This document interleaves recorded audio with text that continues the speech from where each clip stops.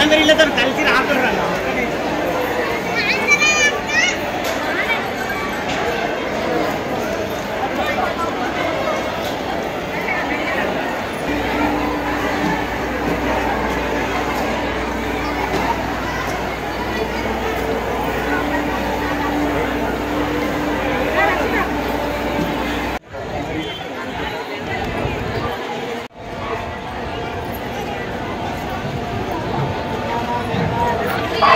ఈరోజు రాజన్న సిరిసిల్ల జిల్లా వేములవాడలో శ్రీ రాజరాజేశ్వర దేవస్థానంకి వచ్చి తాజా మాజీ సర్పంచులందరం కూడా రాజన్నను దర్శించుకోవడం జరిగింది. ఎందుకంటే సర్పంచులు రావాల్సిన పెండింగ్ బిల్లులు మరి రాష్ట్ర ప్రభుత్వం ఏర్పడి 11 నెలలైతున్నా ఇప్పటి వరకు సర్పంచుల యొక్క ఉద్యమాన్ని కానీ సర్పంచుల యొక్క రావాల్సిన పెండింగ్ బిల్లుల విషయంలో కానీ ఈ రాష్ట్ర ప్రభుత్వం అయినా ఈ రాష్ట్ర ముఖ్యమంత్రి గారు ఎలాంటి స్పందన వస్తలేదు. కాబట్టి మరి మేము కూడా సర్పంచులందరం వివిధ రూపాలలో ఉద్యమాలు చేసుకుంటూ వస్తూనే ఉన్నాం. అయినప్పటికీ కూడా ఈ రాష్ట్ర ప్రభుత్వం సర్పంచులు పట్టించుకుంటలేదు. కాబట్టి మరి మహిమ గలటువంటి దక్షిణ కాశీగా పేరుగాంచిన శ్రీ రాజరాజేశ్వర దేవస్థానము మరి దేవుని దగ్గరికి మీ సర్పంచులందరూ కూడా వచ్చి దర్శనం చేయించుకొని ప్రత్యేక పూజలు కూడా చేయడం జరిగింది. కోడెను కూడా కట్టేయడం జరిగింది. ఎందుకంటే రాష్ట్ర ముఖ్యమంత్రి గారికి సర్పంచుల యొక్క పెండింగ్ బిల్లులు మరి విడుదల చేసే విధంగా వారికి మనసుకు కలిగించాలని చెప్పేసి మరి మేమందరం కూడా ఇలా ఈ దేవుని దగ్గరికి వచ్చి పూజలు చేయించుకోవడం జరిగింది.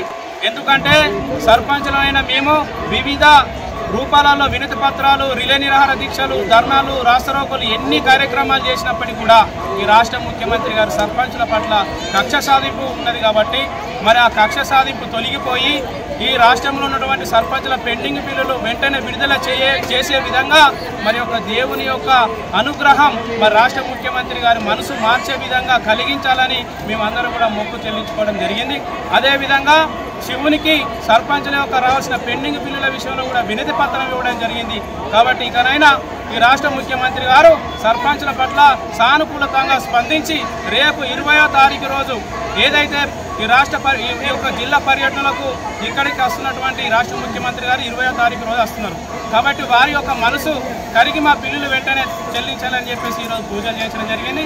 2019లో ప్రతిపక్షంలో ఉన్నప్పుడు ఈ రాష్ట్ర ముఖ్యమంత్రి గారు ఇక్కడ మిడ్మానేరు నిర్వసితులకు కూడా వాళ్ళకి ఏ విధంగా అయితే మేము ఆదుకుంటామని చెప్పేసి మరి నిన్న వాళ్ళకు మంజూరు చేసినటువంటి ఇండ్ల విషయంలో కూడా వాళ్ళకు నిధులు మంజూరు చేయడం జరిగింది. 234 కోట్ల రూపాయలు మరి మిడ్మానేరు నిర్వాసితులకు ఇచ్చారు. అంటే అక్కడ ప్రతిపక్షంలో హామీని నెరవేర్చుకున్నారు. అదేవిధంగా ఈ రాష్ట్రంలో ప్రతిపక్ష హోదాలో ఉన్నప్పుడు రాష్ట్ర ముఖ్యమంత్రి గారు కూడా సర్పంచులు రావాల్సిన పెండింగ్ బిల్లులు తక్షణమే చెల్లించాలి. పాపం వాళ్ళు రాష్ట్రంలో చాలా ఇబ్బందులు పడుతున్నారు. కాబట్టి వాళ్ళ బిల్లులు వెంటనే ఇవ్వాలని చెప్పేసి కూడా అప్పుడు ప్రతిపక్షంలో ఉన్నప్పుడు మాట్లాడరు. మరి అయ్యా మీరు ఈ రాష్ట్రంలో వివిధ హామీలు ఏ విధంగా ఇచ్చి నెరవేరుతున్నారో మరి ఎన్నికల ముందు సర్పంచులకు పెండింగ్ బిల్లులు ఇస్తా అని చెప్పేసి మరి మమ్మల్ని ఎందుకు మాత్రం కక్ష సాధింపు చేస్తున్నారని చెప్పేసి కూడా ఈ సందర్భంగా అడుగుతున్నాం. ప్రజాపాలనలో మేము భాగం కాదా సర్పంచులం? మీ సర్పంచులు ఏమైనా వేరే వ్యక్తిగత పనులు చేసినామా? పల్లెలలో రైతు వేదికలు, సీసీ రోడ్లు, శ్మశాన వాటిక, ఇదే విధంగా డంపింగ్ యార్డు చెప్పుకుంటూ పోతే ఎన్నో కమ్యూనిటీ హాల్స్, సీసీ రోడ్లు చెప్పుకుంటూ పోతే ఎన్నో కార్యక్రమాలు చేసినటువంటి సర్పంచులం మేము. కరోనా టైంలో ప్రతి ఒక్కరు కూడా పారిపోతే గ్రామాలలో సర్పంచులమైన మేము నిలదొక్కుని గ్రామ ప్రజలకు సేవ చేసినాం. మేము మరి సర్పంచులు మేము ఏం పాపం చేసినాం? మాకెందుకు బిల్లులు ఇస్తారని చెప్పేసి ఈ సందర్భంగా అడుగుతున్నాం. సర్పంచులు రావాల్సిన పెండింగ్ బిల్లులు అడిగితే రాష్ట్రం దివాలా తీసింది. సర్పంచులకు పెండింగ్ బిల్లులు ఇవ్వాలంటే మాకు ఖజానా లేదని చెప్పేసి ఈ రాష్ట్ర మంత్రులు మాట్లాడుతూ ఉన్నారు. మరి 7 లక్షల కోట్ల రూపాయల అప్పులు కట్టడానికి, వివిధ రూపాలలో కిస్తీలు కట్టడానికి ప్రతి నెల మీ దగ్గర 6,000 కోట్లు కడుతున్నామని చెప్పేసి రాష్ట్ర ముఖ్యమంత్రి గారు స్వయంగా చెప్తున్నారు.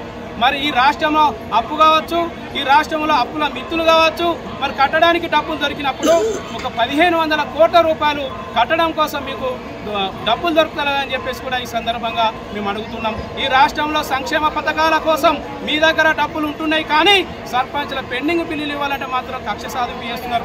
మీరు ఒక్కటి గుర్తుంచుకోవాలి, సర్పంచులు అయినా మేమందరం కూడా సపోర్ట్ చేయడం వల్ల మీరు అధికారంలోకి వచ్చారు.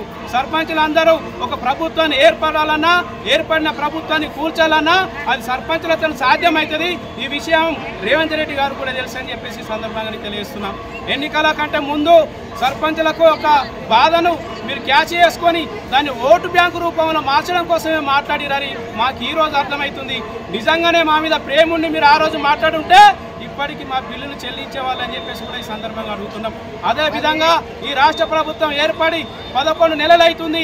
85,000 కోట్ల రూపాయల అప్పులు తీసుకొచ్చి ఈ రాష్ట్రాన్ని నడిపిస్తుంది. మరి మా చిన్న బిల్లు కదా, మాకు ఒక 1500 కోట్లు దొరుకుతలేవా అని చెప్పేసి ఈ సందర్భంగా మేము గెలుస్తున్నాం.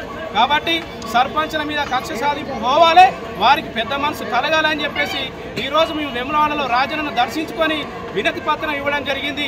కాబట్టి ఇకనైనా ఈ దేవుని దయ వల్ల, దేవుని మహిమ వల్ల ఈ రాష్ట్ర ముఖ్యమంత్రి గారికి మంచి మనసు కలిగి మా పెండింగ్ బిల్లులు తక్షణమే విడుదల చేయాలని చెప్పి సందర్భం తెలియజేస్తున్నాం. మీరు వచ్చేది 20వ తారీఖు రోజు ఉంది కాబట్టి మీకు ఆల్రెడీ గత 11 నెలల నుంచి చెప్తూనే ఉన్నాం. మరి 2 నెలల నుంచి కూడా మేము చెప్తూనే ఉన్నాం ఈ నవంబర్ 30వ తారీఖు రోజు మాకు కావాలని చెప్పేసి. కనీసం మీరు 20వ తారీఖు రోజు ఈ పర్యటనకు వస్తున్నారు, మీ నుంచి ఒక ప్రకటన రావాలని చెప్పేసి కూడా మేము చెప్పినాం. కానీ ఇప్పటివరకు మీరు ఎలాంటి ప్రకటన ఇవ్వలేదు.